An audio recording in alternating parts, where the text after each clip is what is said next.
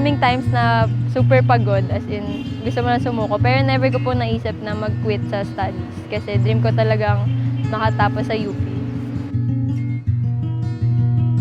Nagkaroon ng problem si kuya kasi nasama siya sa mga gumagamit ng bawal na gamot. And sobrang naapektuhan po yung mental health niya. So parang nung time na yun, ako yung tumatayong panganay sa bahay. Nung mga times na empty-handed ako, wala akong baon. Pero yung feeling ko, overflowing pa rin. Kasi yung love and gaze niya, sobrang nag-uumapaw.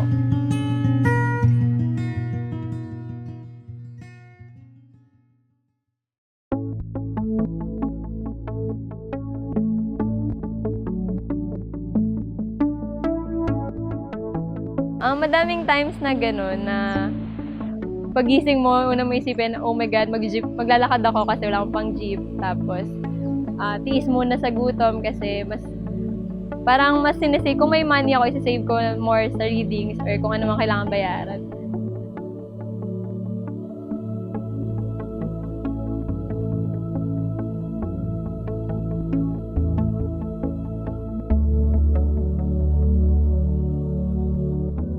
Bukod sa academic responsibilities na instead na nagpo-focus ka na lang sa academics mo everyday, pero kailangan mo pang intindihin saan ka kukuha ng baon and okay lang ba yung family mo sa Bulacan, ganyan.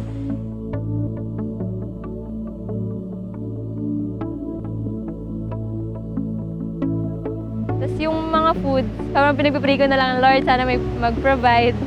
Buti na lang mayroon akong friends na tumutulong sa akin palagi.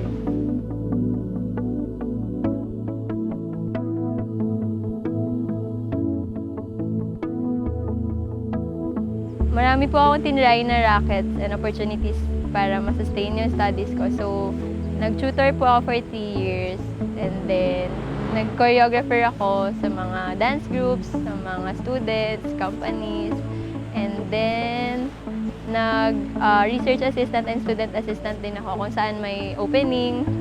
Tapos, nagbebenta rin po ako ng mga kung ano-anong food and clothes sa dorm sa mga kasama kong students. And then, pag may open opportunities or open doors na mag-host, mag-MC, mag-judge ng competitions, yun. Tsaka nag-rappelling instructor din po ako for 1.5 years.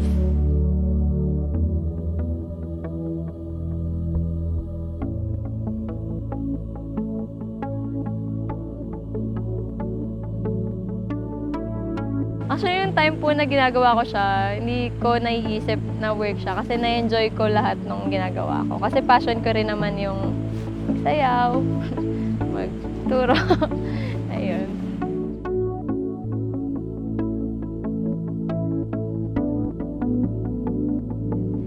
Nagkaroon ng stroke yung mami ko. Tapos, yung time na yun, thesis sem ko. So, sabay-sabay lahat ng kailangang gawin. So, uwian po ako nun from Diliman to Bulacan kasi kailangan may tagabantay sa hospital, kailangan may tagabantay sa kapatid. Tapos at the same time, yun din yung time na nagkaroon ng problem si kuya kasi nasama siya sa mga gumagamit ng bawal na gamot. And sobrang naapektuhan po yung mental health niya. So parang nung time na yun, ako yung tumatayong panganay sa bahay.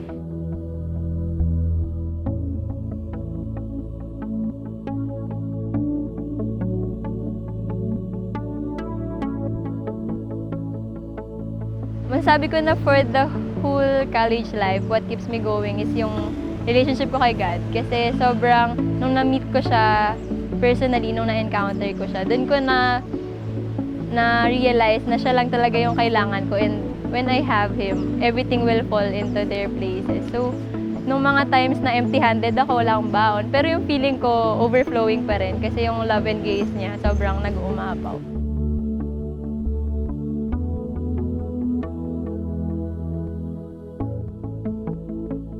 Sobrang simpleng parents nila. Sobrang, alam mo yung, wala silang ini-impose sa'yo, di ka nila pinapressure maging magaling or gawin mo to para hindi naman kami mahirapan. Pero sobrang ina-admire ko yung parents ko kasi they really raised me up well and pati yung mga kapatid ko.